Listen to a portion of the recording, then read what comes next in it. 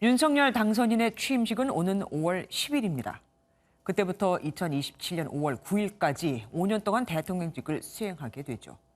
앞으로 2달 동안 대통령직 인수위원회가 대통령 취임 때까지 가교 역할을 하게 되는데 인수위는 위원장과 부위원장 그리고 24명인의 위원으로 구성이 되게 돼 있습니다. 인수위는 대통령 취임 때까지 각종 현안과 업무 등을 인수인계받고 윤 당선인은 각 부처로부터 업무 보고도 받습니다. 또 당선인은 대통령 경호처의 24시간 밀착 경호 대상이 됩니다. 사실상 대통령에 준하는 역할에 들어가는 거죠. 이제 세간의 관심은 차기 정부의 밑그림을 그릴 대통령직 인수위원회로 쏠립니다. 인수위를 책임질 위원장이 누가 될 것인지가 가장 중요할 텐데 안철수 국민의당 대표 등이 한마평에 오르고 있습니다. 이현재 기자가 보도합니다. 박근혜 전 대통령의 탄핵 사태로 문재인 정부가 인수위 없이 바로 출범하면서 윤석열 정부는 10년 만에 인수위를 가동하게 됐습니다.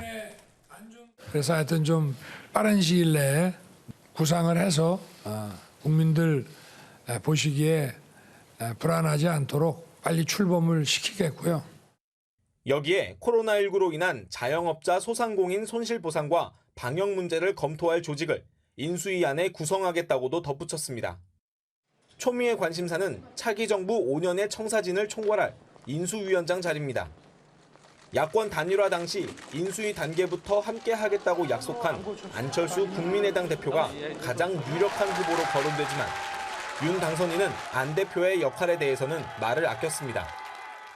우리 당과 그리고 정부에서 중요한 도움을 주시고 역할을 수행할 것으로 생각하고 있습니다. 아직 구체적으로 정해진 건 없습니다만은.